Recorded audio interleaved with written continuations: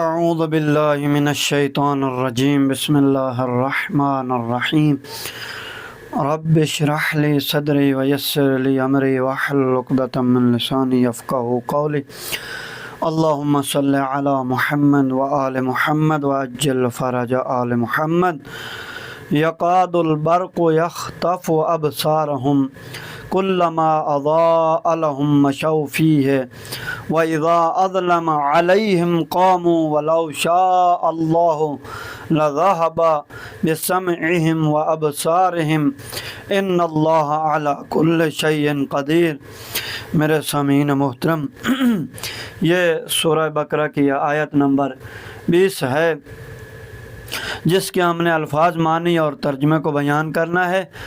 سب سے پہلے دعا گو ہوں کہ خداوند متعال ہمیں اپنے علم میں ترقی نصیب فرمائے۔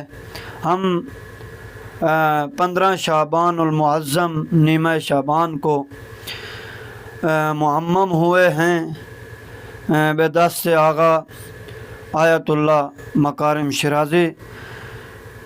دعا بھی انہوں نے کی ہے، اور یہ بندے حقیر بندے ناچیز کے لیے ایک بہت بڑی سعادت ہے کہ ایک مسلم مجتہد سے وہ ہم معمم ہوئے ہیں، ہمیں امامہ پہنایا گیا۔ تو دعا ہے کہ خالق کائنات ان کا سایہ ہمارے اوپر، تمام مراجع کا سایہ ہمارے اوپر قائم و دائم فرمائے۔ آئیں ہم چلتے ہیں اس آیت کی طرف کہ یکاد قریب ہے کہ البرق یعنی بجلی، یخطف سلب کر لے، ابصارہم ان کی آنکھیں، کلما جب اضاء روشن کر دیا، چمک دکھاتی ہے، لہم ان کے لیے، مشو وہ سب چل پڑتے ہیں، فیہ اس میں، وَإِذَا اور جب، اظلم تاریکی چھا جاتی ہے، تاریکی چھا جاتی ہے، علیہم ان پر، قاموا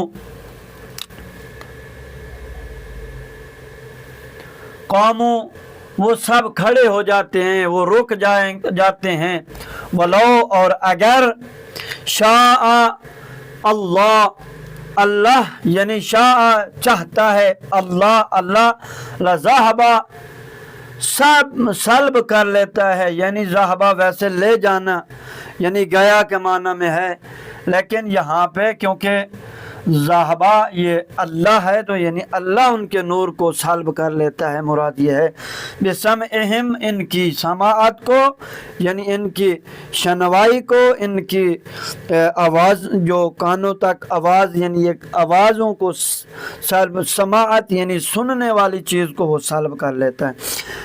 وَأَبْصَارَهُمْ اور ان کی بینائی کو، ان اللہ علی کل شیء قدیر، ان یعنی بلا شبہ، اللہ بے شک یا یقیناً، اللہ ہوتا ہے علی یعنی پر، کل یعنی ہر، شیء یعنی چیز، قدیر یعنی قادر ہے۔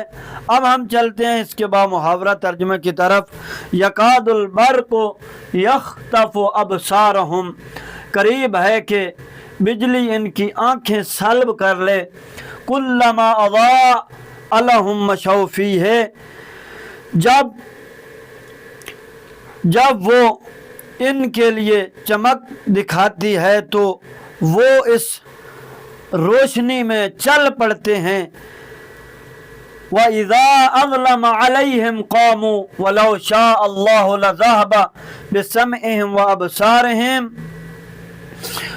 اور جب تاریکی ان پر چھا جاتی ہے تو وہ رک جاتے ہیں، اور اللہ اگر چاہتا تو ان کی سماعت اور بینائی کی طاقت سلب کر لیتا۔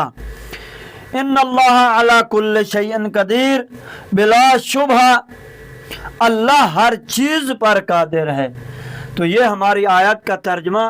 اب ہم چلتے ہیں یہ جو ہم نے کہا تھا کہ ہم موضوع ترجمہ و مفاہیم قرآن کو بیان کر رہے ہیں، تو اس کو دیکھیں میرے محترم سامعین، ہمارا مشق و سوالات کے بارے میں، یعنی مشق کیا ہے کہ صحیح جواب پر نشان لگائیے، اس کا پہلا جز ہم نے بیان کر دیا ہے۔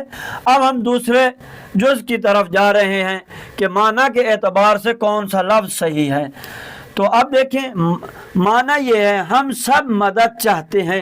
اب آپ لوگوں کو پتہ ہے نعبدو یعنی ہم تیری عبادت کرتے ہیں، ہم سب تیری عبادت کرتے ہیں، لیکن یہاں پہ ہم سب مدد چاہتے ہیں تو کیا آئے گا؟